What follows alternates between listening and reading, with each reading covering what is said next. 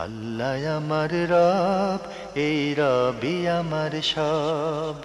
দামে দামে তন মনে তারি অনুভব। তোমার দুনিয়াতে আমি যেদিকে তাকাই, অথই নিয়ামতে ডুবে আছি সবাই। পাক পাখালির গানে শুনি তসবি কলরব, তসবি কলরব। আল্লাহ আমার রব, এই রবি। আসসালামু আলাইকুম প্রিয় দর্শক, আপনারা যারা দেশে আছেন প্রবাসে, সবাইকে অনেক অনেক প্রীতি ও শুভেচ্ছা। শুরু হলো জুমাবারের লাইভ অনুষ্ঠান আপনার জিজ্ঞাসা। এই অনুষ্ঠানে আপনারা জীবন ঘনিষ্ঠ ইসলাম বিষয়ক বিভিন্ন প্রশ্ন করতে পারেন প্রাসঙ্গিক আলোচনার বিষয়েও। আমাদের আজকের প্রাসঙ্গিক আলোচনার বিষয় সালাত। আপনাদের সাথে আছি আমি জয়নুল আবেদিন আজাদ। আর আজকে আপনাদের প্রশ্নের জিজ্ঞাসার সরাসরি জবাব দিচ্ছেন বিশিষ্ট আলেম ডক্টর মোহাম্মদ মতিউল ইসলাম। আসসালামু আলাইকুম রহমতুল্লাহ বারকাতুহু। প্রিয় দর্শক, চলুন তাহলে জিজ্ঞাসার আলোকিত ভুবনে আমরা শুরুতে একটি প্রশ্ন নিচ্ছি। আসসালামু আলাইকুম। দর্শক, আপনার পরিচয় দিয়ে প্রশ্ন করুন। আসসালামু আলাইকুম ওয়া রাহমাতুল্লাহি ওয়া বারাকাতুহু। আমি আনিসুর বেলা বিশ্ববিদ্যালয় পাবনা থেকে বলছি। জি ভাইয়া, বলুন। যে আমার দুটো প্রশ্ন। আমার প্রথম প্রশ্ন হলো ধর্ম নিয়ন্ত্রণ সম্পর্কিত। ইসলামের ধর্ম নিয়ন্ত্রণ কি জায়েজ আছে? জায়েজ হলে কি পদ্ধতিতে যে ধর্ম নিয়ন্ত্রণ করা যাবে এটা জানতে চাচ্ছি। আর দ্বিতীয় প্রশ্ন হলো, আমাদের সমাজে তো আমাদের দেশে অনেক শরিয়া সম্মত ব্যাংক আছে, কিন্তু এই শরিয়া সম্মত ব্যাংক থাকা সত্ত্বেও যদি আমরা সুদী ব্যাংকের সাথে লেনদেন করি, সেটা আমাদের মানে কতটুকু থাকবে এটুকু জানতে চাচ্ছি। ধন্যবাদ আপনাকে। আপনি প্রথমে প্রশ্ন করেছেন জন্ম নিয়ন্ত্রণ প্রসঙ্গে। জন্ম নিয়ন্ত্রণের ব্যাপারে ইসলামের দৃষ্টিভঙ্গি কী এবং জন্ম নিয়ন্ত্রণের কোনো অবকাশ আছে কি না। বিসমিল্লাহির রহমানির রহিম। আলহামদুলিল্লাহ রব্বিল আলামিন, ওয়াসসালাতু ওয়াসসালামু আলা সাইয়্যিদিল মুরসালিন নবিয়িনা ওয়া হাবিবিনা ওয়া কুদওয়াতিনা মুহাম্মাদিন সাল্লাল্লাহু আলাইহি ওয়াসাল্লাম ওয়া আলা আলিহি ওয়া সাহবিহি আজমাইন। আমাদের ভাই চমৎকার একটা প্রশ্ন করেছেন। জন্ম নিয়ন্ত্রণ যদি আমি খাওয়াবো কোত্থেকে, পড়াবো কোত্থেকে, এই চিন্তায় জন্ম নিয়ন্ত্রণ কেউ যদি করে তাহলে সেটা সম্পূর্ণ হারাম। কেন? রিজিকের মালিক হলেন আল্লাহ রব্বুল আলামিন, রিজিক দাতা আল্লাহ তাআলা। যে সন্তান যদি বেশি হয় তাহলে তাদের রিজিকের ব্যবস্থা আমি কোত্থেকে করব? এই জন্য সন্তান কম নেয়া এটা হারাম। কিন্তু আমাদের সম্মানিত স্কলাররা বলেছেন জন্ম নিয়ন্ত্রণ শুধুমাত্র তখন নেওয়া যাবে, দুটো অবস্থা বলেছেন। একটা হলো স্ত্রী এখন এই মুহূর্তে যদি স্ত্রীর গর্ভে সন্তান আসে তাহলে বড় ধরনের বিপদ হতে পারে শারীরিক কারণে। এই মুহূর্তে যদি সন্তান আসে তাহলে এই টাইমটাতে জন্ম নিয়ন্ত্রণ করা যেতে পারে।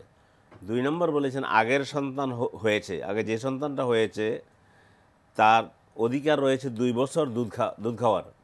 ওয়াল ওয়ালিদাতু ইউরদি'না আওলাদাহুন্না হাওলাইন কামিলাইন। মায়েরা সন্তানদেরকে দুধ পান করাবে 2 বছর। আগের সন্তানের 2 বছর দুধ পান করার অধিকার রয়েছে। এই 2 বছরের আগে যদি আরেক সন্তান আসে তাহলে আগের যে সন্তান ছিল তার শারীরিক দিক থেকে বা সে অসুস্থ হয়ে পড়তে পারে, অথবা তার অধিকার সে হারাচ্ছে, অধিকার ক্ষুণ্ণ হবে। এই 2টি কারণে জন্ম নিয়ন্ত্রণ করার ব্যাপারে উলামায়ে কেরাম, ইসলামিক স্কলার বলেছেন যে এই 2 কারণে জন্ম নিয়ন্ত্রণ করা যেতে পারে। কিন্তু খাওয়াবো থেকে, পড়াবো থেকে, এই জন্য জন্ম নিয়ন্ত্রণ করা এটা জায়েজ নেই, হারাম। ইসলামে জন্ম নিয়ন্ত্রণের অবকাশ আছে যৌক্তিক কারণে, শরিয়া সম্মত কারণে। আমাদের ভাই আরেকটি প্রশ্ন করেছেন যে বাংলাদেশে তো শরিয়া ব্যাংক আছে, এরপরও যারা সুদী ব্যাংকের সাথে লেনদেন করছেন এটা কতটা ঠিক হচ্ছে?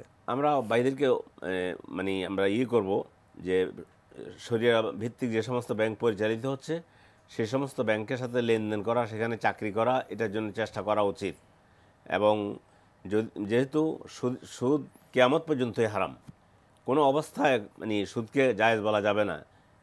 যে অবস্থার পরিপ্রেক্ষিতে সুদী কারবার শুরু করেছি, এই জন্য যারা সুদী ব্যাংকের সাথে কারবার করতেছেন তাদের উচিত হবে ইসলামী শরিয়া ব্যাংকে লেনদেন করা এবং সেটার সাথে কারবার করা, এটাই হবে তাদের জন্য উচিত। সুদের ব্যাপারে রাসূল সাল্লাম কঠিন ভাষায় নিষেধ করেছেন।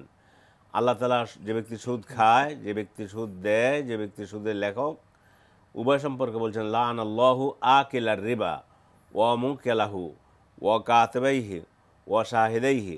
আল্লাহর অভিশাপ, মানে সুদ যে দেয়, সুদ যে নেয়, সুদ যে লেখক, সুদের যে সাক্ষী থাকে সবার উপরে। এই জন্য তাদের উচিত হলো সুদী ব্যাংক ছেড়ে দিয়ে ইসলামী শরিয়া মোতাবেক যে সমস্ত ব্যাংক চলে সেগুলোর সাথে লেনদেন করা উচিত ইসলামের দৃষ্টিকোণ থেকে।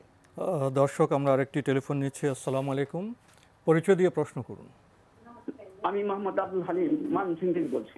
জি ভাইয়া বলুন। আমি ওই আগের একটা প্রশ্ন করছিলাম যে আমি বেঁচে থাকতে আমার সম্পত্তি আমার ছেলে মেয়েদের মধ্যে বন্টন করে দিতে পারবো কিনা, এবং এই বিষয়ে আমি অনেকের সাথে আলাপ করছি। অনেকের সম্পত্তি তার ছেলে মেয়েদের মধ্যে বন্টন করে দিছে এবং লিখেও দিছে। তারা এখন উদ্বিগ্ন যে কাজটা তারা শরীয়তসম্মত বলে করেননি, কিন্তু এটা আপনার সমঝোতার ভিত্তিতে, ছেলে মেয়েদের মধ্যে সমঝোতার ভিত্তিতে এটা লিখে দেওয়া যাবে কিনা। ধন্যবাদ আপনাকে। 2 নম্বর প্রশ্ন হলো আমার, এই আমরা যে কাজা নামাজ পড়ি, উমরি কাজে যেটাকে বলা হয়, উমরি কাজে বলে কোনো নামাজ আছে কিনা। ঠিক আছে। আর আরেকটা প্রশ্ন আমি একটু করতে চাই যে অনেকটাই নামাজ, জোহরের নামাজের সময় কতটা থেকে কতটা পর্যন্ত, আসরের আগ পর্যন্ত থাকবে কিনা, নামাজটা আসরের আগ পর্যন্ত পড়া যাবে কিনা জোহরের নামাজটা। ধন্যবাদ আপনাকে।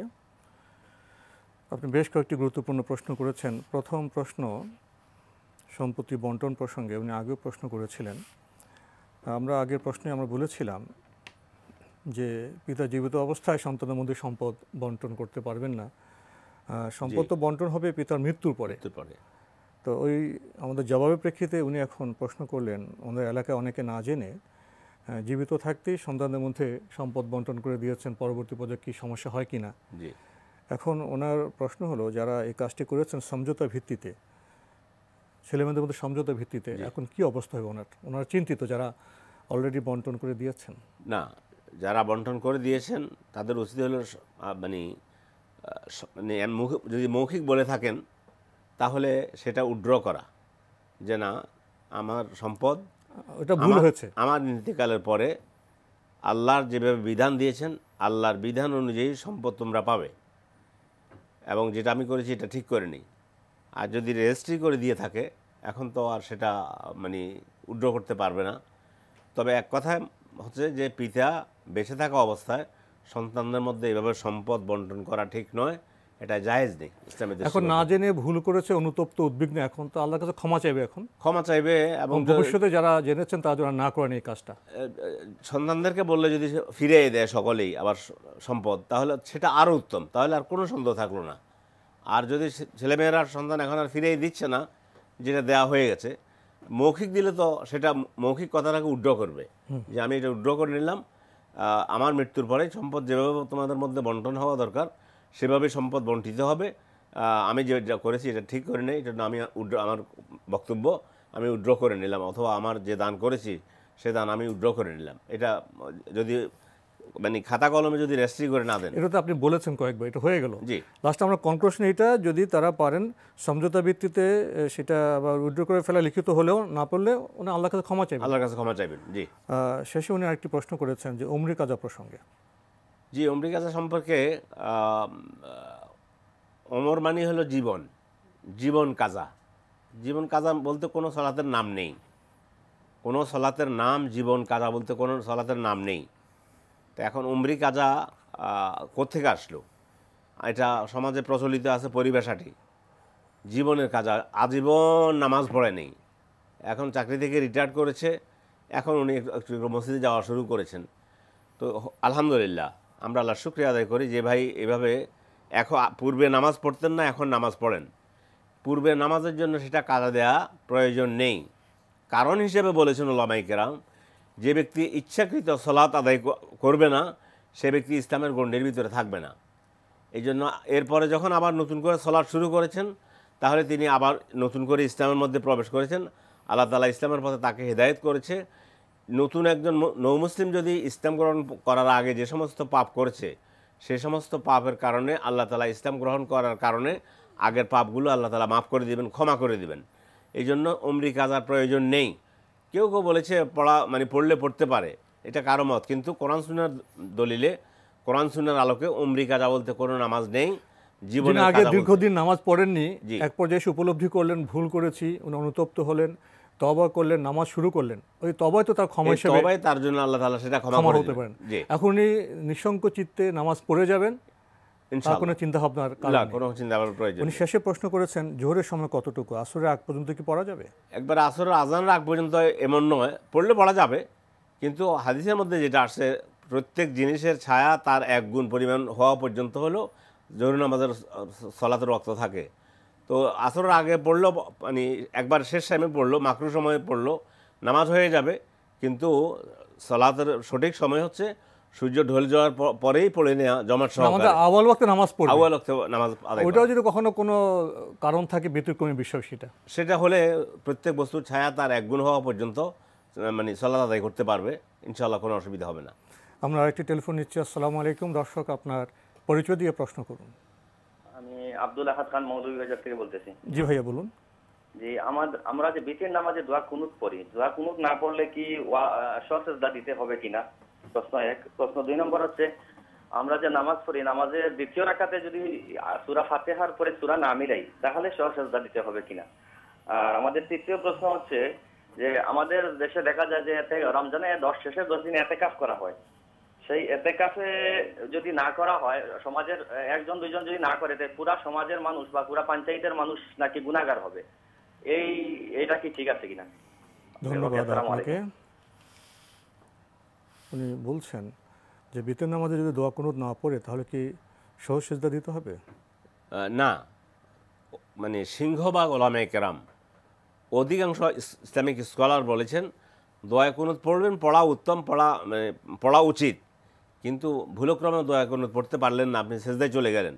এই সেজদায় চলে যাওয়ার কারণে, দোয়া কুনুত না পড়ার কারণে সেজদায় সাও লাগবে না, কেননা দোয়া কুনুত পড়া হচ্ছে সুন্নাহ। কেউ কেউ ওয়াজিব বলেছেন, কিন্তু সুন্নাহর পক্ষে দলিল হলো মজবুত। এই জন্য দোয়া কুনুত যদি না পড়ে আপনি সেজদায় চলে যান, তাহলে এই জন্য সেজদায় সাও দেয়া লাগবে না ইনশাআল্লাহ।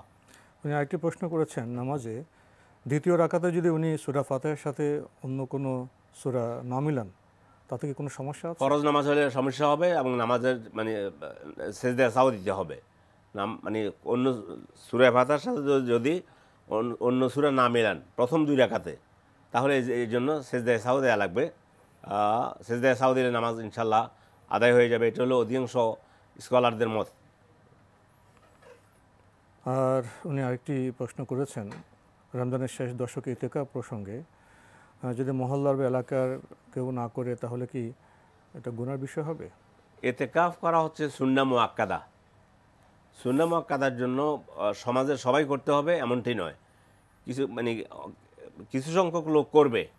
যারা বলছেন যে ইতিকাফ করা ওয়াজিব, তাদের দৃষ্টিতে ফরজে কেফায়া অথবা ওয়াজিব কেফাই যারা মনে করেন, তাদের দৃষ্টিতে হলে সকলের উপরে দায়িত্ব থাকে, 2-1 জন 10 জনে করলে আদায় হয়ে যাবে। তবে অধিকাংশ স্কলার বলেছেন যে না, ইতিকাফ করা হচ্ছে সুন্নাহ মুআক্কাদা, যে করবে সওয়াব পাবে, আর যারা করবে না সওয়াব থেকে বঞ্চিত হবে, সওয়াব পাবে না। কিন্তু সকলের উপরে গুনাহ থাকবে অথবা সকলেই গুনাহগার হবেন এমনটি ইনশাআল্লাহ হবে না আল্লাহর রহমতে। আমরা একটি টেলিফোন নিচ্ছি। আসসালামু আলাইকুম। দর্শক, আপনার পরিচয় দিয়ে প্রশ্ন করুন। জি, আসসালামু আলাইকুম। আমি চিটাগং থেকে রিফোন বলছিলাম। জি ভাইয়া বলুন। যে আমার একটা প্রশ্ন হলো, আমার একজন ভগ্নিপতি, উনি নেশা করে, মদ খায়, জুয়া খেলে, সবকিছু করে। এখন উনি মাঝে মাঝে আপনার আমার বোনকে ফোনে, উনি বাইরে থাকে, ফোনে বলে যে 1 তালাক, 2 তালাক, 3 তালাক, এগুলো ফোনে বলে আর কি। এখন হাদিস অনুসারে কি ওনারা কি স্বামী স্ত্রী কি এখনো আছে কিনা? আবার উনি এগুলো বলার পরে আবার আস্তাগফিরুল্লাহ পরে। তো এই জন্য আমার জানা ছিল, ওনারা কি এখনো স্বামী স্ত্রী হিসেবে ঘর সংসার করতে পারবে নাকি পারবে না? আচ্ছা, ফোনে যে তালাক উনি দিয়েছেন, এটা কতবার দিয়েছেন? উনি এটা দিয়েছেন বা 1-2 বার দিয়েছেন। এক দুইবার ফোনে, এটা ফোন মানে অ্যাট এ টাইম এক দুইবার, নাকি এক মাস পরে পরে আর এক মাস পরে পরে এইভাবে দিয়েছেন? না না না, এটা কয়েক মাস পরে পরে বলতে, উনি ধরেন না আজকে বললে ধরেন 2-4 মাস 5 মাস পরে একবার মাঝে মধ্যে বলি ফেলে। আচ্ছা, উনি কি, আপনি যে বলছেন নেশা করেন এই করেন, উনি কি মানসিকভাবে ভারসাম্যহীন? মানসিকভাবে ভারসাম্য বলতে উনি কন্টিনিউয়াসলি নেশার উপরে থাকে, ফোনে কথা বললো, ভিডিও, উনি নেশা খুব বেশি করে। জি জি, ধন্যবাদ আপনাকে। উনি ওনার এক আত্মীয়ের অবস্থা বর্ণনা করলেন, নেশা করেন, জুয়া খেলেন, নেশা অবস্থা থাকেন, স্বাভাবিক জীবনযাপন নয়, এবং স্ত্রীকে ফোনে মাঝে মাঝে তালাক দেন, এক তালাক, দুই তালাক, তিন তালাক, আবার আস্তাগফিরুল্লাহ বলেন, ইস্তিগফার করেন। তো এখন ওনাদের কি বিয়েটাকে কন্টিনিউ ওনারা করবেন স্বামী স্ত্রী হিসেবে? আমরা এখান থেকে, এই মসজিদ থেকে তালাকের বিষয়টা আমরা ফতোয়া দেই না। লিখে একবারে লিখিত আকারে কোনো মুফতির নিকট এটা পেশ করা লাগবে যে এই অবস্থা যদি এই হয়। এখন তিনি একটা বলেছেন, এবং কতটুকু বেহুশ ছিল এসব কিছু তো আর আমরা জানি না, বিস্তারিত জানি না। তবে তারপরেও আমরা এখান থেকে এটাকে ফতোয়া হিসাবে নেবেন না, এটা শুধু আপনার দৃষ্টিভঙ্গি, আমার দৃষ্টিভঙ্গিটা আমি পেশ করছি। এই ধরনের তালাক দিলে তালাক হয়ে যাবে, এবং যদি 3 তালাক বলে থাকে তাহলে 3 তালাক হয়ে যাবে। এটা হলো অধিকাংশ ওলামায়ে কেরামের মত। আর যদি 1 তালাক দিয়ে থাকে তাহলে আবার ফিরেই নিতে পারবে, অথবা 2 তালাক দিলে ফিরেই নিতে পারবে, নিজের স্ত্রী থেকে যাবে। কিন্তু যদি 3 তালাক বলে ফেলে, ইমাম ইবনে তাইমিয়া রাহিমাহুল্লাহ তিনি অবশ্যই একটা মত, যে মানে যদি একসাথে 3 তালাক একই মসজিদে দেয় তাহলে 3 তালাক 1 তালাক যতবারই তালাক দেয় সেটা 1 তালাক বিবেচিত হবে। উনি বলেছেন মাঝে মধ্যে এইভাবে করে, সেই হিসাবে যদি মাঝে মধ্যে করে এভাবে 3-এর ঊর্ধ্বে চলে গিয়ে থাকে তাহলে তালাক হয়ে যাবে। এটা হলো আমার দৃষ্টিকোণ। কিন্তু আপনি ফতোয়ার জন্য আপনার এলাকায় যে সমস্ত মুফতি আছেন তাদের নিকট থেকে ফতোয়া নিতে পারেন। জি, অনেক বিষয়ে জানার আছে অবশ্যই। আমরা আরেকটি টেলিফোন নিচ্ছি। আসসালামু আলাইকুম। দর্শক, আপনার পরিচয় দিয়ে প্রশ্ন করুন। ওয়ালাইকুম আসসালাম, জয়পুরহাট থেকে হাশিম আলী বলছিলাম। জি ভাইয়া বলুন। আমার 2টা প্রশ্ন। জি। ফরজ সালাতের পরে আয়াতুল কুরসি পড়ার বিষয়টা একটু বলবেন। বিভিন্ন কিতাবে দেখি যে ফরজ নামাজের পরে আয়াতুল কুরসি পড়লেই মৃত্যু ব্যতীত মানে সে বেঁচতে পেল আর কি, মৃত্যুটা শুধু আড়াল হয়ে থাকলো। আর একটা প্রশ্ন হচ্ছে, জীবনে ধরলাম যে বহু পাপ করেছি, সর্বশেষ তওবা করলাম, কিন্তু মনের মধ্যে একটা ভীতি, সেই ভীতিটা যায় না। সেটা হচ্ছে যে আল্লাহ পাকের সন্তুষ্টি অর্জন করতে পারি কি পারি না, তার আগেই মরে যায় নাকি, এরকম একটা ভীতি আছে। একটু পরামর্শ দিবেন। এগুলো তো ভাই অনেকটা আধ্যাত্মিক প্রশ্নের মতো, চেষ্টা করব। জি, প্রথম প্রশ্ন করেছেন যে ফরজ নামাজের পরে আয়াতুল কুরসির ফজিলত সম্পর্কে। জি, ফরজ সালাতের পরে আয়াতুল কুরসি পড়ার জন্য রাসূল সাল্লাল্লাহু আলাইহি ওয়াসাল্লাম বলেছেন, তিনি নিজে পড়েছেন। শুধু আয়াতুল কুরসি নয়, ফরজ সালাতে সালাম ফিরাবার পরে আস্তাগফিরুল্লাহ আস্তাগফিরুল্লাহ আস্তাগফিরুল্লাহ 3 বার, আল্লাহুম্মা আনতাস সালাম ওয়া মিনকাস সালাম তাবারাকতা ইয়া যাল জালাল ওয়াল ইকরাম 1 বার। তারপরে অনেকগুলো দোয়া আছে, আল্লাহুম্মা লা মানি'a লিমা আতাইতা ওয়া লা মু'তিয়া লিমা মানা'তা ওয়া লা ইয়ানফা'ু যাল জাদ্দি মিনকাল জাদ। এগুলো পড়ার পরে আয়াতুল কুরসি পড়বে, এবং সূরা ইখলাস, সূরাত ফালাক, সূরা নাস একবার করে পড়বে। ফজরের সালাত এবং মাগরিবের সালাতের মধ্যে আয়াতুল কুরসি 1 বার পড়বে, সূরাতুল ইখলাস 3 বার, সূরাতুল ফালাক 3 বার, এবং সূরা নাস 3 বার পড়বেন। রাসূল এটা করেছেন, রাসূলের আমল, এটাই সুন্নত। আমল করলে এই সুন্নতটা জীবিত হলো, এটাই আমল করবেন ইনশাআল্লাহ। এবং আয়াতুল কুরসি পড়া সম্পর্কে সহিহ হাদিসের মধ্যে এসেছে আয়াতুল কুরসি পড়বেন। উনি আরেকটি প্রশ্ন করেছেন যে জীবনে অনেক পাপ করেছি, এখন তওবা করব, তওবার সময় আল্লাহ ভীতি ইত্যাদি প্রসঙ্গে ওনাকে কি বলে সাহায্য করবেন? আলহামদুলিল্লাহ, আপনি ভালো কাজ করে যাচ্ছেন, ভালো কাজ করুন, তওবা করুন। তওবা করে আবার মনের মধ্যে কিছু আসলেও সেটার জন্য আল্লাহ তাআলা আপনাকে করবেন না। কোরআনে কারীমের মধ্যে আল্লাহ রাব্বুল আলামিন তিনি আয়াত নাযিল করলেন, লিল্লাহি মা ফিস সামাওয়াতি ওয়া মাল আরদ ওয়া ইন তুবদু মা ফি আনফুসিকুম আও তুখফুহু ইউহাসিবকুম বিহিল্লাহ। এই আয়াত অর্থ হচ্ছে লিল্লাহি মা ফিস সামাওয়াতি ওয়া মা ফিল আরদ, আল্লাহর জন্য আসমান জমিনের রাজত্ব এবং এর মধ্যে যত কিছু আছে সব কিছু। লিল্লাহি মা ফিস সামাওয়াতি ওয়া মা ফিল আরদ ওয়া ইন তুবদু মা ফি আনফুসিকুম আও তুখফুহু ইউহাসিবকুম বিহিল্লাহ। তোমাদের অন্তরের গোপন অথবা যদি প্রকাশ করো, এগুলো সবগুলোর উপরে আল্লাহ তাআলা হিসাব নেবেন।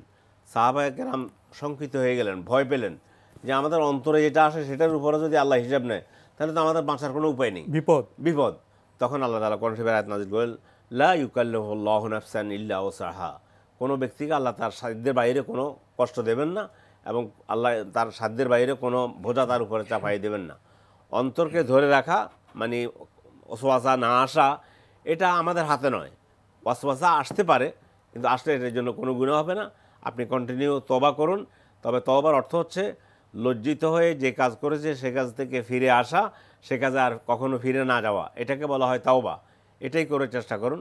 কিন্তু আপনি হতাশ হবেন না যে আমি তওবা করতেছি আবার খারাপ কাজ করতেছি, এই ধরনের হতাশা যেন আপনাকে না পেয়ে বসে।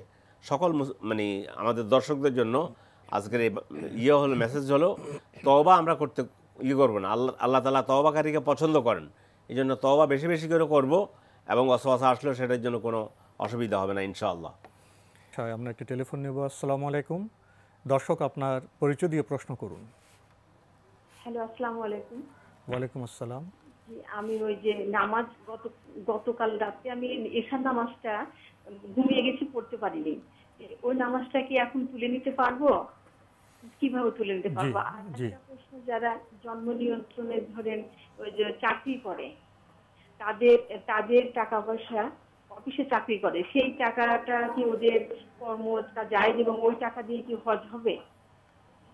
আর একটা প্রশ্ন হচ্ছে, ওই যে যদি কোনো বাবা যদি দুইজন 5টা ভাই বোন আমরা, তার মধ্যে দুই ভাইয়ের নামে ব্যাংকের টাকা নমিনি করেছে, ওই টাকা কি আমরা সমানভাবে পেতে পারবো? দুই ভাইয়ের নামে নমিনি করা আছে ব্যাংকে। ওই 5 ভাই বোন আমরা, ওগুলো কি আমরা সমান অধিকার, ইসলামী অনুপাতে কি সমান অধিকার পাবো আমরা? জি, ধন্যবাদ আপনাকে। বেশ কয়েকটি প্রশ্ন করেছেন। ঈশা নামাজটা আমাদের ঘুমিয়ে ছিলেন, পড়তে পারেননি, তো এটা উনি এখন কি করবেন? জি, এখন যখনই আপনার স্মরণ হয়েছে, ঘুম থেকে ওঠার পরে, আপনি যখন ঘুম থেকে উঠেছেন, ঘুম থেকে ওঠার পরে আপনার স্মরণ হয়েছে যে আমি ঈশার নামাজ আদায় করে নিই, তখনই সালাত আদায় করে নেবেন। হাদিসের মধ্যে আসছে, রাসূলুল্লাহ সাল্লাল্লাহু আলাইহি ওয়াসাল্লাম বলেছেন, মান নাসিয়া আন সালাতিন, যে ব্যক্তি কোনো নামাজ ভুলে গেল অথবা মানে ঘুমন্ত অবস্থা ছিল, তখন নামাজ আদায় করে নেবে, সাথে সাথে যখনই সে স্মরণে আসবে অথবা যখন ঘুম থেকে উঠবে তখনই সে সালাত আদায় করে নেবে। এই জন্য আপনি গতকালকে রাত্রে ঈশার নামাজ পড়েননি, এরপর ঘুম থেকে ওঠার পরে যখন স্মরণ হয়েছে তখনই আদায় করে নেবেন, না করলে এখন আদায় করে নিতে পারেন ইনশাআল্লাহ। এটি ওয়াক্তে নামাজ হিসেবে বিবেচিত হবে। জি জি। উনি আরেকটি প্রশ্ন করেছেন, যারা জন্ম নিয়ন্ত্রণ অফিসে কাজ করেন, তারা তো সে কিন্তু উপার্জন করেন, সেই উপার্জনের টাকা কি হজ করা যাবে? এখন সে টাকা জন্ম নিয়ন্ত্রণ অফিসে চাকরি করে, যদি টাকা মানে সেখান থেকে তো বেতন পাচ্ছে, সেটাই বেতন পাচ্ছে, আমরা আশা করি ইনশাআল্লাহ। এমনি হজের জন্য হলো হালাল টাকায় হজ করা, যদি হালাল টাকা হজ না করা হয় তাহলে সে হজ আল্লাহ কবুল করবে না। তা আমরা ধরে নিলাম যে ওনার সব টাকা হারাম নয়, ওনার স্যালারি যেটা পাচ্ছেন সেটা দুটো অবস্থায়, মানে অফিসকে বিবেচনা করে, এই কাজকে বিবেচনা করলে মানে এই ধরনের ইনকাম করা ঠিক নয়। তারপরেও ইনশাআল্লাহ আমরা আশা হত করতে চাই না, আশা করি ইনশাআল্লাহ এই টাকা দিয়ে হজ করলে আল্লাহ তাআলা কবুল করবেন ইনশাআল্লাহ। এখানে আরেকটি বিষয় চলে আসে, এক ব্যক্তি উপার্জন করলেন, জি, উপার্জনের বিষয়ে তো নানা প্রশ্ন থাকতেই পারে, কিন্তু অর্থের তিনি মালিক, জি, সে মালিকের আমার টাকা দিয়ে উনি ভালো কাজ করবেন না মন্দ কাজ করবেন, কীভাবে উপার্জন করছে সেটা তো আল্লাহর কাছে জিজ্ঞাসিত হবেন। জি, কিন্তু সেই উপার্জন দিয়ে তো তাকে ভালো কাজ করতে হবে, ভালো কাজ করতে হবে। আমার যদি কোনো আপনার উপার্জনের ব্যাপারে প্রশ্ন থাকে এবং আমি যদি সে টাকা দিয়ে মন্দ কাজ করি, জি, তাহলে তো এটা ক্ষতির কাজ হবে, ক্ষতির কাজ হবে। এই জন্য ইনশাআল্লাহ হজের জন্য ব্যয় করলে আল্লাহর রহমতে আশা করি আল্লাহ তাআলা সে হজ কবুল করবেন ইনশাআল্লাহ। তবে হজ কবুলের প্রথম শর্ত হচ্ছে হালাল পয়সা দিয়ে হজ করা। জি, ওনার সমস্ত পয়সা হারাম এটা আমরা বলতে পারবো না। আর এইভাবে বিস্তারিত আসেনি কি, ওখানে তো অনেক রকম কাজ আছে, কী কাজ করেন তাও তো আমরা জানি না। জি, উনি আরেকটি প্রশ্ন করেছেন, ওনারা 5 ভাই বোন, বাবা 2 ভাইয়ের নামে টাকা রেখেছেন, 2 ভাইকে নমিনি করেছেন, এখন সেই টাকা কি ওনারা 5 ভাই বোন সমান অধিকার পাবেন? হ্যাঁ, বাবার মৃত্যুর পরে ওই টাকা সমান, যেমন বাবা 2 ভাইকে নমিনি করেছেন। এখন ব্যাংকের নিয়ম যদি এটা হয় যে যে কোনো 2 জনের নাম লিখতে হবে, বেশি লেখা যাবে না, তাহলে 2 জনের নাম লিখেছেন, নমিনি করে গিয়েছেন। কিন্তু টাকার মালিক কিন্তু পরবর্তীতে বাবার ইন্তেকাল পরে আপনারা 5 ভাই বোন সকলেই সমান অধিকার এবং সমানভাবে সে টাকা পাবেন। যেহেতু এটা হলো বাবার রেখে যাওয়া সম্পদ, এটা ভাইদের ইনকাম করা সম্পদ নয়। এখন ভাইরা যদি আমাদের বর্তমান যে আধুনিক যে যুগ, সেই ভাইরা যদি দিতে অস্বীকার করে, নমিনি তারা ছিল, ব্যাংক তাদেরকেই এই টাকা দেবে এবং আপনাদের সকলকে ডাকবে না। যে 2 জনকে নমিনি করা হয়েছে সেই 2 জনকে ব্যাংক টাকা দিয়ে দেবে। ভাইদের উচিত হবে ওই 2 ভাইয়ের সকল টাকা আপনাদের মধ্যে সমান করে ভাগ করে নেওয়া। তখন এটা উচিতের প্রশ্ন। জি, আর যদি সুযোগ থাকে বাবা তো উচিত হবে 5 ভাই বোনকে নমিনি করা। যদি সুযোগ থাকে তাহলে তো অবশ্যই 5 ভাই বোনকে নমিনি করবে। জি। আর ব্যাংকের এরকম বিধান আছে, এখন সব ব্যাংক তো আর সমানভাবে বলেছি যে নমিনি করলেও তা আপনাদের আর কে আছে, জি, তাদেরকে ডেকে তারা আলাপ করতে পারেন। ভাইদের তো অবশ্যই উচিত হবে বাবার সম্পত্তিতে সবারকে তার সমান অধিকার সেটা দেওয়া। জি, প্রত্যেকের অধিকার তাকে দিয়ে দেওয়া উচিত হবে বাবার। আমরা আরেকটি টেলিফোন নিচ্ছি। আসসালামু আলাইকুম। দর্শক, আপনার পরিচয় দিয়ে প্রশ্ন করুন। হ্যালো, আসসালামু আলাইকুম। ওয়ালাইকুম আসসালাম। জি, আমি রাজবাড়ী থেকে আব্দুল সালাম বলছি। জি, আমার প্রশ্ন হচ্ছে, সকালে আমি টিভির নাম বলবো না, আলেমের নামও বলতেছি না, তো উনি তাকে একজন প্রশ্ন করেছিল, ইমাম আবু হানিফা রহমতুল্লাহ আলাই, উনি মানে এশার নামাজের ওযু দিয়ে ফজরের নামাজ পড়তে 40 বছর, এটা থেকে আমরা কি শিক্ষা পাই, আর এটা কি সত্য? আমার আরেকটা প্রশ্ন স্যার, একজন নাস্তিকের সাথে কথা হয়েছিল আমার, সে আমাকে বলছিল যে তোমাদের রাসূল, তোমাদের কোরআনে আছে তোমরা বিবাহ করো 2, 3, 4 জন, যদি সঠিক বিচার না করতে পারো তাহলে 1 জন, তাহলে তোমাদের নবী কেন 11 জন বিয়ে করলো মুহাম্মদ সাল্লাল্লাহু আলাইহি ওয়াসাল্লাম? এটার উত্তর আমি ভালো মতো একটু জানতে চাচ্ছি স্যারের কাছে, আমি ওনাকে এই উত্তরটা দেব। মানে অনলাইনে এইসব নাস্তিকরা অনেক বলে থাকে।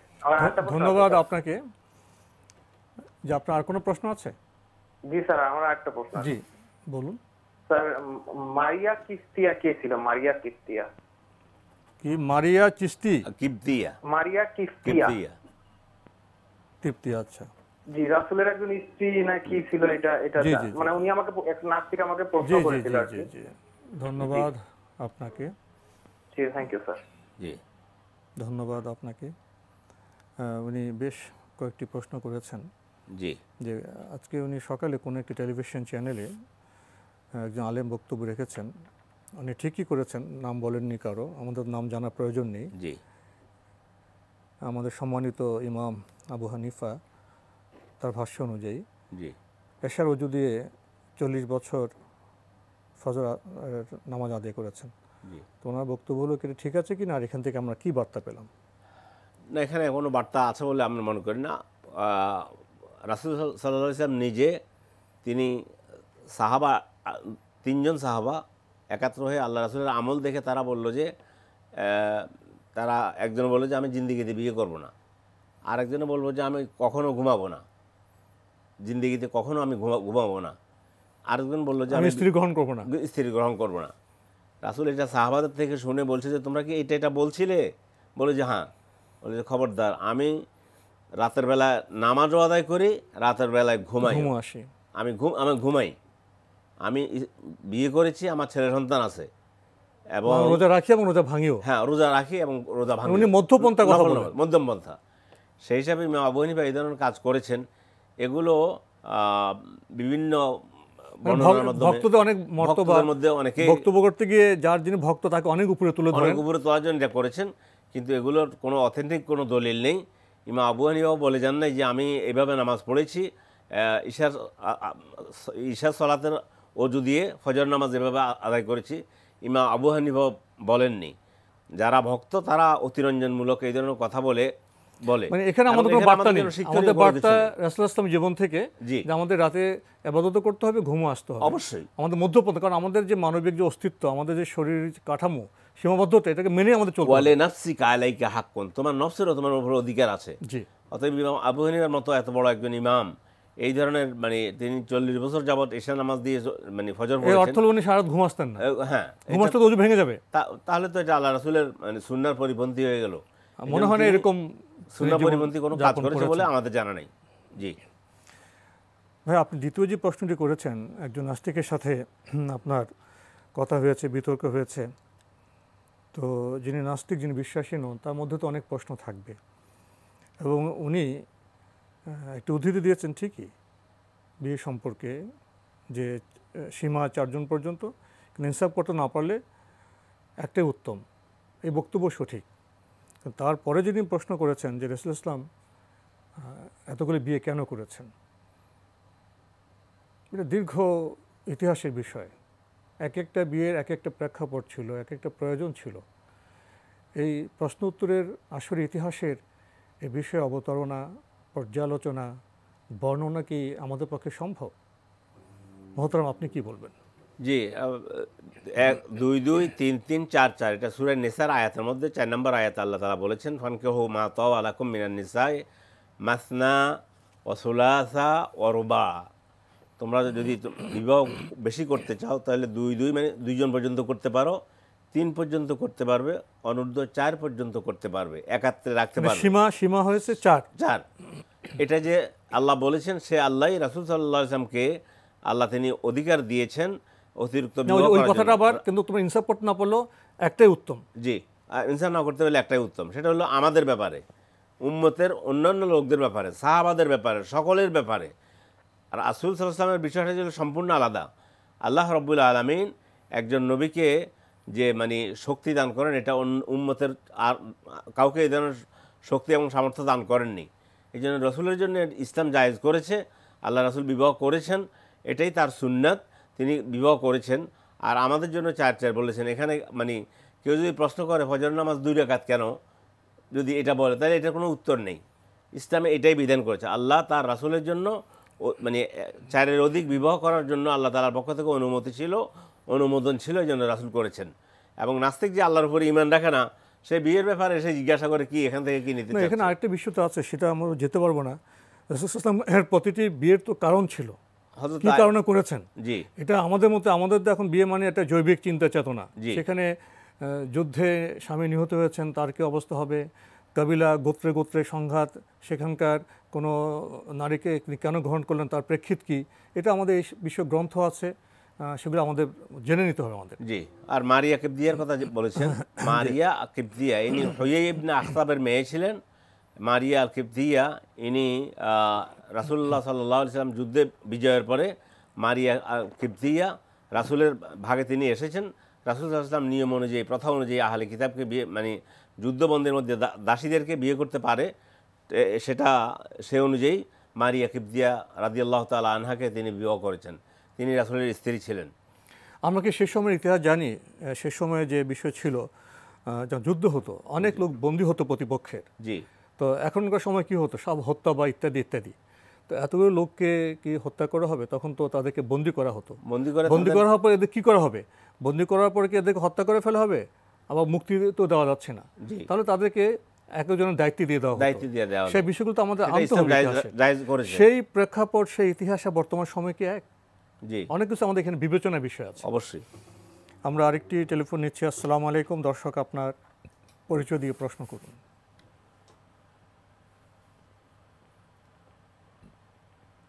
আপনি কি লাইনে আছেন? আপনি লাইনে থাকলে আপনার পরিচয় দিয়ে প্রশ্ন করুন। হ্যালো, আসসালামু আলাইকুম। ওয়ালাইকুম আসসালাম। আমি রাজিয়া, বরিশাল থেকে। জি, বলুন। হ্যাঁ, আমি একটা প্রশ্ন করতে চেয়েছিলাম, তাবিজ, হ্যাঁ, আমরা যে ওই তাবিজ ব্যবহার করি গ্রামে, জি, যে নবীজি তো বলেছে যে তাবিজ লটকালো সে শিরক কলম, তাহলে আমরা তো এই হুজুররা কোরআনের আয়াত থেকে যে তাবিজ দেয়, এটা কি ব্যবহার করা জায়েজ আছে? একটু ভালোভাবে কি বলবেন? ধন্যবাদ আপনাকে। আপনি বলেছেন যে গ্রাম এলাকায় যে তাবিজ দেওয়া হয়, তাবিজ তো শহরেও দেখা যায়। তো এই যে অনেক হুজুর বা অনেক খনকার কোরআনের আয়াত দিয়ে তাবিজ দেয়, এই বোনের প্রশ্ন হলো সেটা কি ঠিক আছে?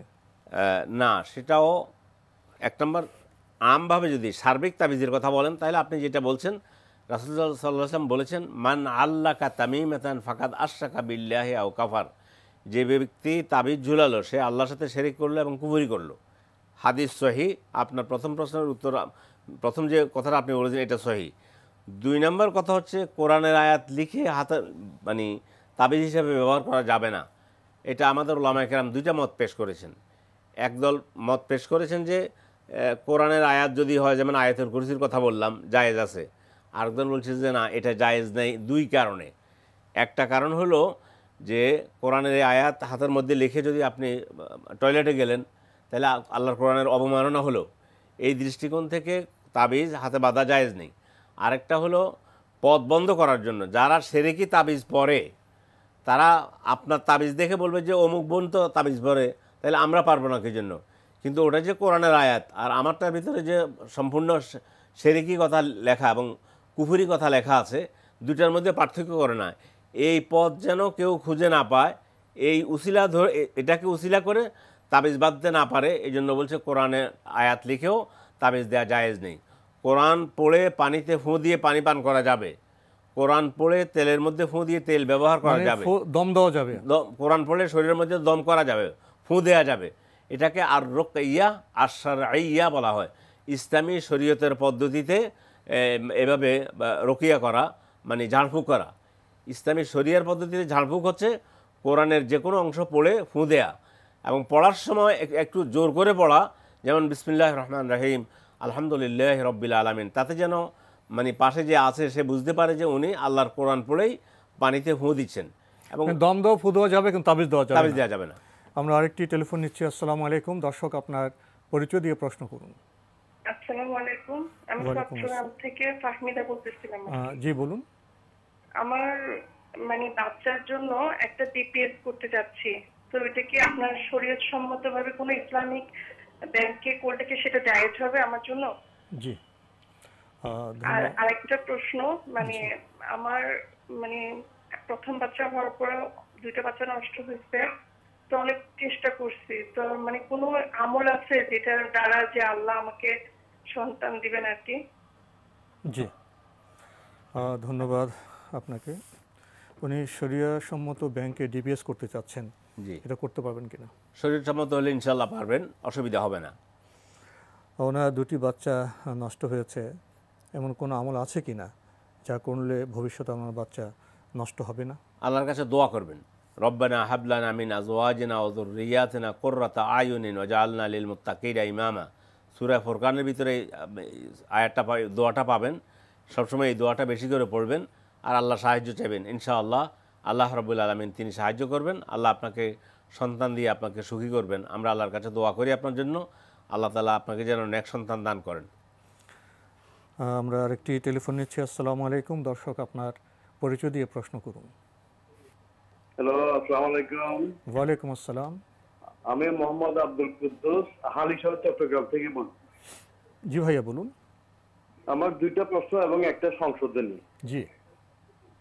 প্রথম প্রশ্ন হলো এই যে চিটাং এবং আরো অনেকখানে আমরা জানি যে গাউসিয়া এবং গেরা শরীফ নামে 2টা জিনিস প্রচলিত। এটা কোরআন এবং হাদিস সম্মত কিনা এবং এটা শিরক এবং বেদাতে পর্যায়ে পড়ে কিনা, এটা হলো 1 নম্বর প্রশ্ন। আপনার তো জানার আছে, একটা কি বলুন? গাউসিয়া এবং গেরা শরীফ। জি, গেরা শরীফ এই বিষয়টা কি? আমরা তো ভাই পরিচিত না এই পরিভাষার সাথে। হ্যাঁ, একটু বলবেন এই গাউসিয়া বলতে কি বোঝাচ্ছেন এবং গেরা শরীফ বলতে কি বোঝাচ্ছেন? হ্যাঁ, এটা আরেকটা প্রশ্ন হলো এই যে কোরআন এবং কোরআন খতম, এটা আমরা জানি, কিন্তু ইদানিং কিছু কিছু জায়গাতে বুখারী শরীফ খতম করা হচ্ছে। এগুলা প্রয়োজনীয়তা কতটুকু এবং এটার উপকারিতা কতটুকু, এটা একটু জানার দরকার আছে। জি জি, আপনার দ্বিতীয় প্রশ্ন আমরা পেয়েছি। প্রথম যে প্রশ্ন সংশোধনী আছে, সংশোধনী গত শুক্রবারে জি ডক্টর মুজিবুল ইসলাম সাহেব একটা প্রশ্নের জবাব দিয়েছিলেন, সেটাতে উনি বলছিলেন যে সূরা সাবা হযরত সুলাইমান আলাইহিস সালাম যে একটা আয়াতকারীটা জিনে যে ওনাকে চোখের পলকের আগেই রানী বিলকিসের সিংহাসনটা উনি নিয়ে আসবেন, উনি নিয়েও আসলেন, কিন্তু ওই ডক্টর মুজিবুল ইসলাম সাহেব বলছিলেন যে ওটা সূরা সাবার মধ্যে, কিন্তু আসলে এটা সূরা সাবা না, এটা তো সূরা নামল 39 নম্বর আয়াত। তো এটা একটা সংশোধন আর কি। কি আপনি এটা কি বলেন সূরা নাবার? সূরা নামাল, নামাল, সূরা নামাল। জি সূরা নামল 39 নম্বর জি আয়াত। জি জি। আপনার সাথে আমার একটু কথা বলতে হবে ভাই। আপনি যে প্রথম প্রশ্নে বললেন সূরা সাবা আপনি বলছেন, কিন্তু আপনি তো সূরা এটা নামল পেয়েছি, 39 নম্বর এটা আয়াতের মধ্যে। আপনার তৃতীয় প্রশ্ন পেয়েছি। প্রথম প্রশ্ন সম্পর্কে আমাদের একটু আপনার সাথে কথা বলা দরকার। গাউসিয়া একটা বিষয় প্রচলিত আছে না, গাউসিয়া এবং গেরা শরীফ, অনেকে বিভিন্ন রকম ভাবে কি কি যেন বলে মিলাতিদের মতো করে। আচ্ছা ঠিক আছে, ধন্যবাদ আপনাকে। জি আপনাকে ধন্যবাদ। প্রথম প্রশ্ন চট্টগ্রামের এগুলো ওদের আঞ্চলিক পরিভাষা কি গাউসিয়া গেরা শরীফ পড়েন মিলাদ এটা সেটা, ওনার প্রশ্ন থেকে যেটা উপলব্ধি করা গেল মানে যে সমস্ত বিষয়ে নবী সাল্লাল্লাহু আলাইহি ওয়াসাল্লাম করেননি তার বাইরে গিয়ে যদি কোনো ধর্মীয় কিছু করা হয় জি সেটা মূল বিষয় না, সেটা জায়েজ নয়, সেটা বিদআত বলে পরিগণিত হবে। রাসূল সাল্লাল্লাহু আলাইহি ওয়াসাল্লাম বলেছেন, মান আহদাসা ফি আমরিনা হাযা মা লাইসা মিনহু ফাহুয়া রাদ্দুন। যে ব্যক্তি আমার এই দিনের মধ্যে নতুন কোনো কিছু সংযোগ করবে, সেটা আমি যে স্ট্রাকচারের উপরে রেখে গিয়েছে দিনকে, এটার বিপরীত করলে এটা পরিত্যাজ্য বলে বিবেচিত হবে। অতএব এভাবে গাউসিয়া অথবা গেরা শরীফ এগুলো নতুন করে উদ্ভাবিত বিভিন্ন পথ, এবং গাউসিয়া বলতে এটা যদি ইবাদতের অংশ মনে করে তাহলে বরং এটা শিরকের পর্যায়ে চলে যাবে।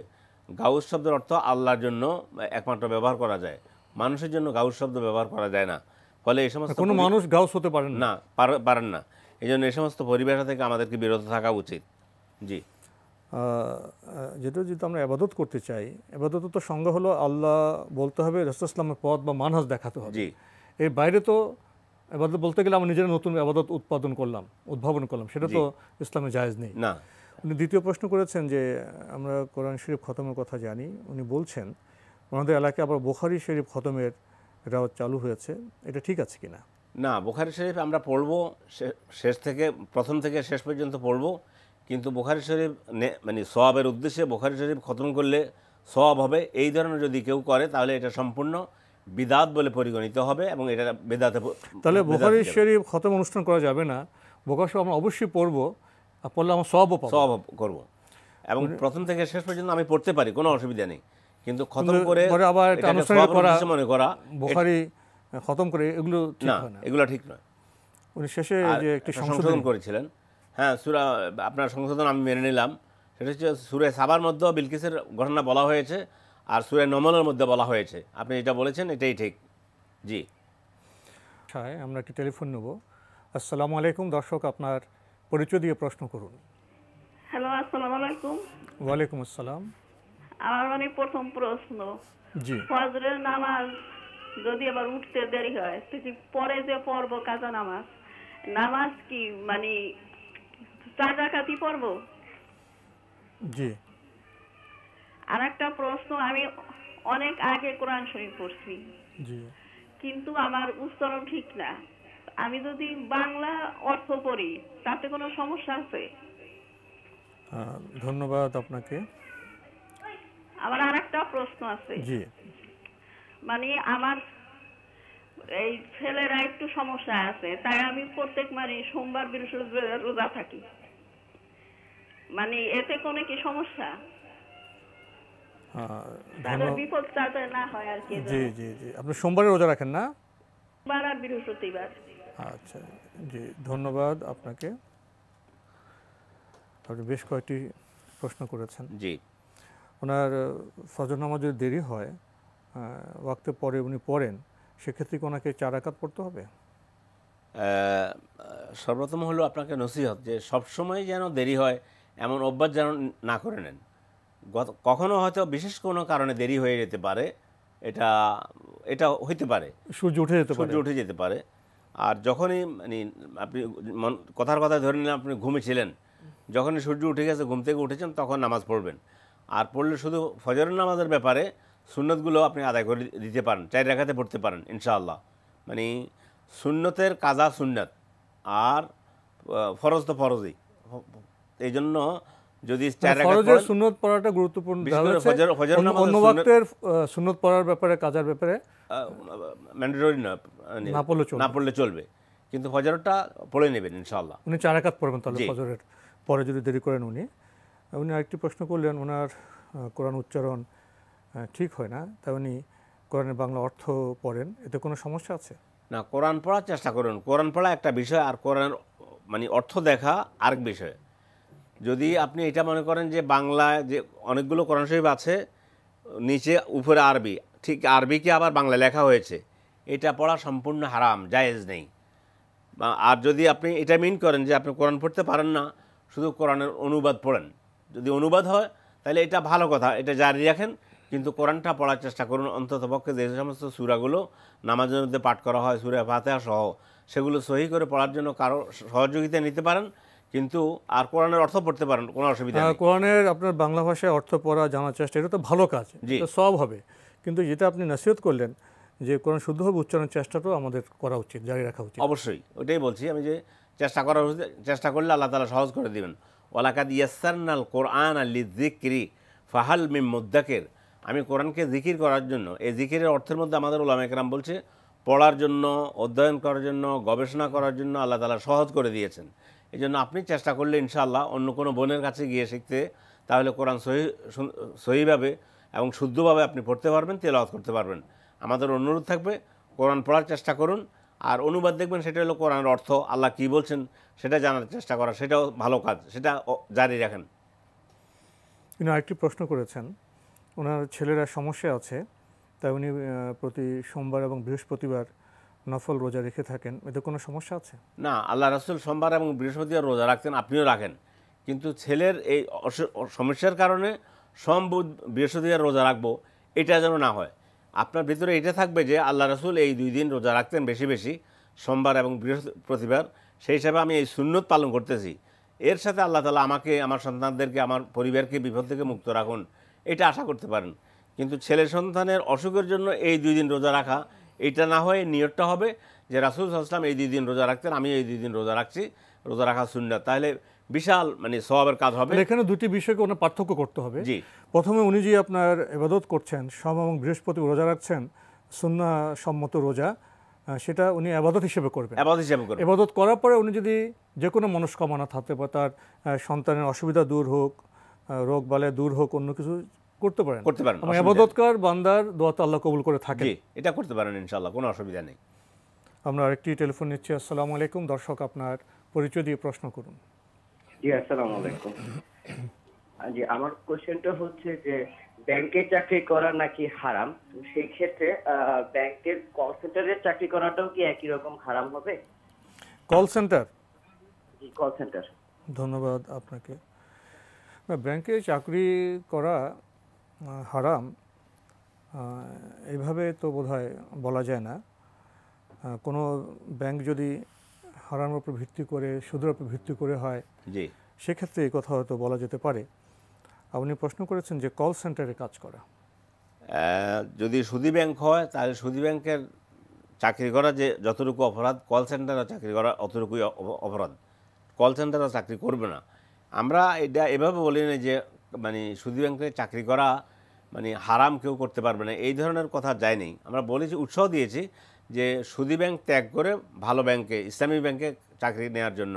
কেন সুদ সম্পর্কে আল্লাহ রাসূল যে কথাগুলো বলেছেন, তার মধ্যে একটা হাদিস হচ্ছে, আমরা বলেছি আপনাদের মনে আছে, যে ব্যক্তি সুদ খায়, মানে ইন্না লির-রিবা ইসনাইন ওয়া সাবঈনা হুবা আইসারুহা আন ইয়ানকিহা আর-রাজুলু উম্মাহু।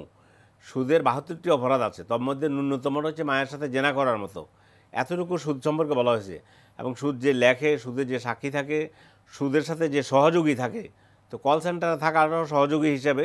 এই জন্য চেষ্টা করা উচিত এটা বাদ দিয়ে মানে হালাল পথে যাওয়ার জন্য, হালাল মানে উপার্জন করার জন্য চেষ্টা করলে আল্লাহ তাআলা ইনশাআল্লাহ তিনি আপনার জন্য ব্যবস্থা করে দেবেন। ওমাইয়াত্তাকি, আল্লাহ তাআলা কোন সূরা তালাকের মধ্যে বলেছেন, ওমাইয়াত্তাকিল্লাহ ইয়াজআল লাহু মাখরাজা ওয়া ইয়ারযুকহু মিন হাইসু লা ইয়াহতাসিব। যে আল্লাহকে ভয় করে মানে চলবে, আল্লাহ তাআলা তাকে এমন জায়গা থেকে রিজিক দিবেন যা সে কল্পনাও করেনি। তো সেই দৃষ্টিকোণ থেকে সুদী ব্যাংক ত্যাগ করে ভালো মানে ইসলামী ব্যাংক অথবা অন্য কোনো চাকরি করাই উত্তম, এটা করা যেতে পারে। জীবনযাপন করতে হলে তো অর্থের প্রয়োজন, অর্থের প্রয়োজন। জি, এখন কোনোভাবে যদি আপনার কোনো সুদী ব্যাংকে বা কল সেন্টারে কাজ করেন এবং উনি জানলেন যে এটা ঠিক হচ্ছে না, তাহলে উনি তো চেষ্টা করবেন। চেষ্টা করার সময় তো ওনাকে খেতে পড়তে হবে, তা সে পর্যন্ত উনি তো এসব জায়গায় কাজ করতে পারেন। ওটাই বলেছি আমরা যে আপনি অন্তত এটা যেটা সুদী ব্যাংকের আরেকটা কাজ খুঁজে বের করেন এবং চেষ্টা করলে আল্লাহ তাআলা ব্যবস্থা করে দেবেন ইনশাআল্লাহ আপনার জন্য। আপনার মুক্তির উপায়ে যেতে হবে, মুক্তির উপায়ে যেতে হবে। আমরা একটি টেলিফোন নিচ্ছি। আসসালামু আলাইকুম। দর্শক আপনার পরিচয় দিয়ে প্রশ্ন করুন। আসসালামু আলাইকুম। ওয়ালাইকুম আসসালাম। আমি নজরুল ইসলাম বলছি শান্তিনগর থেকে। জি ভাইয়া বলুন। আমার প্রশ্ন হচ্ছে, শান্তিনগর আমিনবাগ জামে মসজিদে রাসূল সাল্লাল্লাহু আলাইহি ওয়াসাল্লামের জন্ম মৃত্যু বার্ষিকীতে মসজিদে বাতি জ্বালায়, কমিউনিটি সেন্টারের মতো মসজিদে বাতি জ্বালিয়ে 12 দিন যাবত এই জন্ম মৃত্যু বার্ষিকী পালন করে, 3-4টা গেট করে। তো এটা কি ইসলামী শরীয়ত সম্মত কিনা আমাকে জানাবেন দয়া করে। ধন্যবাদ আপনাকে ভাই। আপনার মনে যখন প্রশ্ন জেগেছে, এই প্রশ্ন থেকে তো কিছুটা উপলব্ধি করা যায়, কি বলবেন? অবশ্যই এই ধরনের জন্ম মৃত্যু পালন করা, আল্লাহ রাসূল যেন মসজিদকে সাজানো, এরপরে বাতি জ্বালানো, গেলাপ লাগানো, এই ধরনের কর্মকাণ্ড ইসলামে আল্লাহ রাসূল করেন নাই, সাহাবায়ে কেরাম করেন নাই, আমাদের আইম্মায়ে কেরাম তারা করেন নাই, কেউ করে নাই। এগুলো এখন নতুন করে আমরা উদ্ভাবন করেছি। এগুলো থেকে সকল মুসলমানের ফিরে আসা উচিত এবং এই সমস্ত কর্মকাণ্ডকে পরিহার করা উচিত। এই সমস্ত কর্মকাণ্ডে আমরা যারা সাধারণ লোক আছি আমরা অংশগ্রহণ করব না, কেননা এটা সম্পূর্ণরূপে বেদাত এবং এই বেদাতি কাজ থেকে আমাদের ফিরে আসা উচিত। যারা করছেন তাদের কাছে আমাদের সবিনয় অনুরোধ থাকবে যে আপনারা এই সমস্ত কাজ করবেন না। যে কাজটা আল্লাহ রসুল করে নাই, যে কাজটা সাহাবায়ে কেরাম করে নাই, সেটা আমরা নতুন করে কিভাবে এটা শুরু করতে পারি, এটা অবশ্যই বেদাত এবং এই বেদাত থেকে ফিরে আসতে হবে। প্রসঙ্গত একটি বিষয় মহতরম আপনার সামনে পেশ করতে চাই। রাসূল সাল্লাল্লাহু আলাইহি ওয়াসাল্লামকে সবচেয়ে ভালোবাসতেন কি আমরা না সাহাবারা?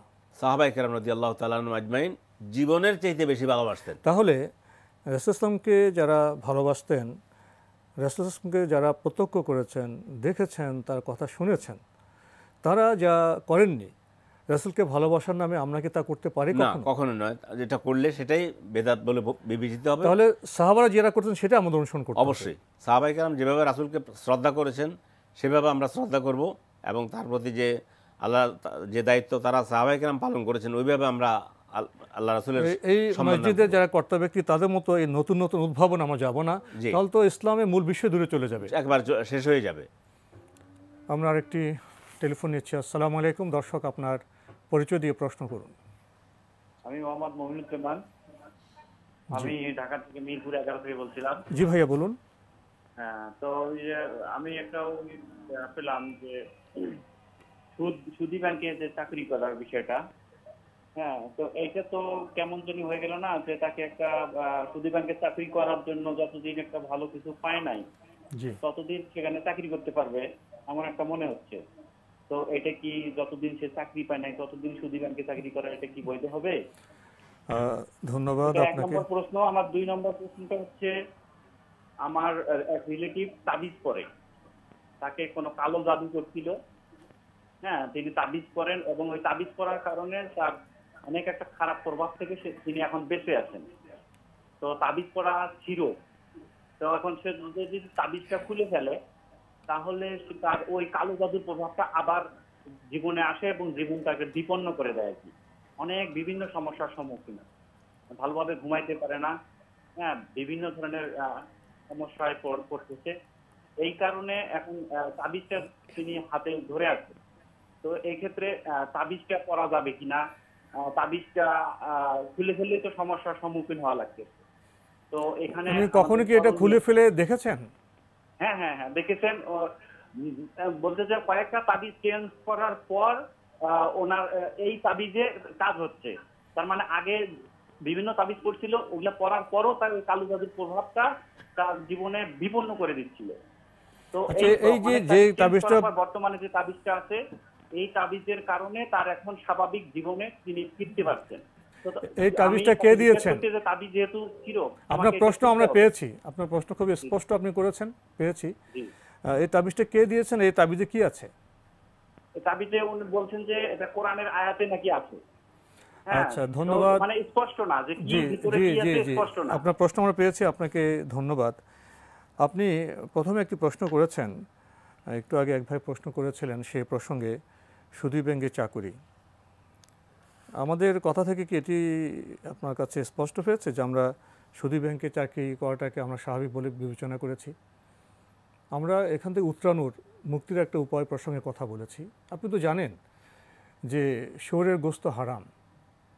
কখনো যদি পরিস্থিতি এই পর্যায়ে এসে যায় যে জীবন ধারণের জন্য যতদূর প্রয়োজন ততদূর নিতে পারেন, এখানে কি বার্তা পাই? যতদূর প্রয়োজন জীবন ধারণের জন্য নিতে পারেন, এতে কিন্তু শুয়োরের গোশতটা কিন্তু হালাল হয়ে যায় না। এটাকে ওজর বলা হয়, যে একটি বিশেষ অবস্থায় বিশেষ ব্যবস্থা। এটা স্বাভাবিক নয়, এটা অনুমোদিত নয়, এটা হালাল নয়। ঠিক তেমনিভাবে আমরা মূল যে কথাটা যেটা হারাম সেটা বলেছি, যে সুদ সংক্রান্ত ব্যাংকে কাজ করাটা হারাম, কিন্তু ওনাকে তো জীবনযাপন করতে হবে। উনি আজকে জানলেন, আজকে যদি উনি ব্যাংকের চাকরি ছেড়ে দেন, আগামী মাসে ওনার বাসা ভাড়া কে দেবে, ছেলের দুধ কে কিনে দেবে, স্কুলের বেতন কে দেবে? এটা একটা সময়কাল, কিন্তু কাজটি কিন্তু হালাল নয়। এটা ওজর বিশেষ ব্যবস্থায় মুক্তির জন্য একটা ব্যবস্থাপনা, ম্যানেজমেন্ট। আমরা বলতে এইটুকুন বলেছি, আমরা এটাই বুঝেছি। এবং সুদ মানে হারাম, সম্পূর্ণ সুস্পষ্ট হারাম, এবং হাদিস দিয়ে প্রমাণ করেছে হারাম। শুধু হারাম নয়, রাসূল যে হাদিস বলেছেন মায়ের সাথে জেনা করার মতো, এতটুকু বলার পরে সেটাকে আমরা আবার হালাল বলে নেই। এবং বলছি যে আপনি যদি এখন বিষয়টা হারাম উপায় হয়ে এই চাকরি আপনি করতেছেন, তাহলে আপনি অন্য চাকরি খোঁজেন, আল্লাহ তাআলা ব্যবস্থা করে দিবেন। মানে ওই শুয়োরের গোশত খাওয়ার মতো অবস্থা, ওটাও হারাম, কিন্তু এটা একটা বিশেষ অবস্থা, এটা ওজরের মাসলা। এটাই বলেছিলাম আমরা, আমাদের এটা ছিল। কিন্তু সুদ হারাম, সুদের সাথে কারবার করা হারাম, সুদী ব্যাংকে চাকরি করা হারাম, এটা আমরা স্পষ্ট বলে দিয়েছি। জি, উনি আরেকটি যে প্রশ্ন করলেন, ওনার এক আত্মীয় কথা বললেন যে কালো জাদুর প্রভাব আছে। তো উনি একটি তাবিজ নিয়ে সে কালো জাদুর প্রভাব থেকে উনি বেঁচে আছেন, এটা খুললে সমস্যা হয়। এবং উনি প্রসঙ্গত বলেছেন সেটা বোধহয় কোরআনে আয়াত বা কী হবে ইত্যাদি। তো এখন কি উনি সেই তাবিজটি পড়বেন না খুলে ফেলবেন? না, খুলে ফেলবেন। সেটা খুলে উনি দ্বিতীয় বিকল্প, যেমন আয়াতুল কুরসি পড়ে শরীরের মধ্যে ফুঁ দিবে, সূরা ফাতিহা পানিতে পড়ে পান করবে, ইনশাআল্লাহ এগুলো করলে, আর রুকিয়া শারঈয়া, ইসলামিক ঝাড়ফুঁক, শরীয়তসম্মত ঝাড়ফুঁক শুরু করে দিবেন, ইনশাআল্লাহ আল্লাহ তাআলা সাহায্য করবেন। আল্লাহর সাহায্য অবশ্যই তিনি পাবেন, যেহেতু তিনি আল্লাহর সন্তুষ্টির জন্য যদি এটা ত্যাগ করেন, আল্লাহ তাআলা তার জন্য মুক্তির ব্যবস্থা করে দিবেন। আমরা আল্লাহর কাছে দোয়া করি, কিন্তু তাবিজ তিনি খুলে ফেলবেন। আমরা একবারে সময় শেষ প্রান্তে, আজকে তো প্রাসঙ্গিক আলোচনার বিষয়ে আমরা কথা বলতে পারিনি। আপনি সালাত প্রসঙ্গে যদি দুই এক বাক্যে একটু কথা বলতেন অল্প। সর্বপ্রথম সালাত আমরা আদায় করব কিভাবে? কোরআনে কারিমে সূরা মুমিনুনের প্রথম আয়াত, কাদ আফলাহাল মুমিনুন আল্লাযীনা হুম ফি সলাতিহিম ইউখাশিউন। মুমিনরা সফল কাম হয়ে গিয়েছে যারা তাদের সলাতের মধ্যে বিনয়ী। এই জন্য সলাৎ বিনয় সহকারে আদায় করা উচিত আমাদের। শুধু মসজিদে গিয়ে মানে নামাজ পড়ার জন্য নামমাত্র সেখানে গেলাম, অথবা ঘরে 2 রাকাত নামাজ আদায় করলে নিলাম, 4 রাকাত নামাজ আদায় করে নিলাম। তাহলে আমাদের সময়টাকে ঠিক করতে হবে, প্রস্তুতি থাকতে হবে, এবং বিনয়ের সাথে পড়তে হবে, বিনয়ের সাথে সালাত আদায় করতে হবে। এই বিষয়ে আমরা আজকে আর যেতে পারছি না সময়ের কারণে। প্রিয় দর্শক, আমরা আজকে আর প্রশ্ন নিতে পারছি না সময়ের কারণে। তবে আপনাদের অবগতির জন্য জানাতে পারি, আপনার জিজ্ঞাসা অনুষ্ঠানটি সপ্তাহে রবি, সোম, মঙ্গল, বুধ এই 4 দিন বিকেল 5:30টায় সম্প্রচার হয়ে থাকে। ওই অনুষ্ঠানে আপনারা মনে জায়গা প্রশ্ন চিঠির মাধ্যমে, ইমেলের মাধ্যমে পাঠাতে পারেন। আমাদের ঠিকানা পরিচালক আপনার জিজ্ঞাসা, এনটিভি, বিএসসিসি ভবন, 7ম তলা, 102 কাজী নজরুল ইসলাম এভিনিউ, কারওয়ান বাজার, ঢাকা 1215। আমাদের ইমেল অ্যাড্রেস আপনার জিজ্ঞাসা @ntvbd.com। প্রিয় দর্শক, সবশেষে রয়েছে গ্রন্থ পরিচিতি। আমাদের আজকের গ্রন্থের নাম মুসলিম পরিবারের সন্তানেরা আজ কেন ইসলাম বিমুখ। এই গ্রন্থটি লিখেছেন মোহাম্মদ মিজানুর রহমান, প্রকাশ করেছে দারুস সালাম বাংলাদেশ। মূল্য 220 টাকা মাত্র। মুসলিম পরিবারের সন্তানরা আজ কেন ইসলাম বিমুখ।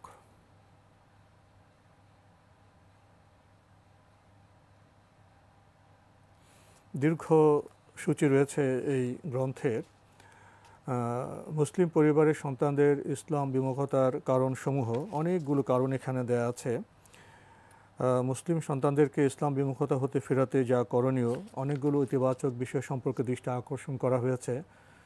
সন্তানকে ইসলামের মন নিয়ে গড়ে তোলার সময়কালে বিভিন্ন জনের ভূমিকা, যারা আশেপাশে আছেন তাদের ভূমিকা, বিভিন্ন শারীরিক মানসিক বিকার ও ইসলামী ব্যবস্থাপনা, আরও আছে আমাদের সন্তানদেরকে ইসলাম বিমুখতা হতে ফিরিয়ে আনতে সমাজ নেতাদের যা করণীয়, সন্তানদেরকে নৈতিক করে গড়ে তুলতে আরও কিছু উপায় কয়েকটি নিন্দনীয় অভ্যাস ও তা থেকে পরিত্রাণের উপায়, কয়েকটি প্রশংসনীয় চরিত্র ও তা অর্জনের উপায় এবং শাস্তির মাধ্যমে ফিরিয়ে আনতে ইসলামী কৌশল, আরও চমৎকার সব বিষয় রয়েছে এই গ্রন্থে। মুসলিম পরিবারের সন্তানেরা আজ কেন ইসলাম বিমুখ, সংক্ষেপে দু একটি কথা বলতে বিষয়ে। আমি বইটি দেখার সুযোগ হয়েছে একটুখানি।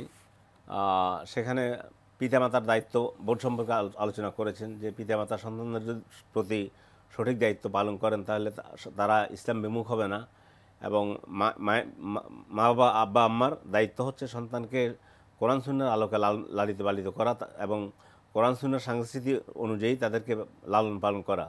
এবং অপসংস্কৃতির কথা বলা হয়েছে, উলঙ্গপনা, বেহায়াপনা, অর্ধ উলঙ্গপনা, এগুলোর কথা বলা হয়েছে। সমাজের দায়িত্ব, নেতাদের দায়িত্ব, এগুলো এই সমস্ত শিক্ষা প্রতিষ্ঠানের দায়িত্ব সুন্দরভাবে বইতে উল্লেখ করা হয়েছে। আমরা উদ্বুদ্ধ করব পাঠককে এই বইটি পড়ার জন্য। তো আজকে আমাদের এখানে শেষ করতে হচ্ছে। ডাক্তার মোহাম্মদ মতিউল ইসলাম, আপনাকে অনেক ধন্যবাদ। ধন্যবাদ আপনাকেও আমাকে সুযোগ দেওয়ার জন্য। প্রিয় দর্শক, আমরা গ্রন্থের সাথে পরিচিত হব, গ্রন্থ অধ্যয়ন করব, বার্তা নেব, তাহলে আমরা নিজেরা আলোকিত হব এবং আলোকিত সমাজ বিনির্মাণে আমরা অগ্রসর হতে পারব। সন্তান আমাদের প্রিয় বিষয়, আমাদের আগ্রহের বিষয়, আমাদের চেষ্টা প্রচেষ্টা, আমাদের ঘাম, আমাদের অর্থ, আমাদের সময় আমরা সন্তানের পেছনে আমরা বিনিয়োগ করে থাকি, কিন্তু বিনিয়োগটা তো সঠিকভাবে হতে হবে। সে ব্যাপারে গ্রন্থে বার্তা আছে। আমরা আসলে এসব গ্রন্থ পড়ি এবং আমাদের আগামীর যারা ভিত্তি তাদেরকে সঠিকভাবে গড়ে তুলি। দেখা হবে ইনশাল্লাহ আগামী জুমাবার একই সময়ে। প্রিয় দর্শক, আপনারা আমাদের অনুষ্ঠান এনটিভি অনলাইনেও দেখতে পারবেন। ভিজিট করুন www.ntvbd.com। দর্শক, আপনারা সবাই নিরাপদে থাকুন শান্তিতে। আসসালামু আলাইকুম। আমার রব, এই রবি আমার সব, দামে দামে তুন মনে তারি অনুভব। তোমার দুনিয়াতে আমি যেদিকে তাকাই, অথই নিয়ামতে ডুবে আছি সবাই।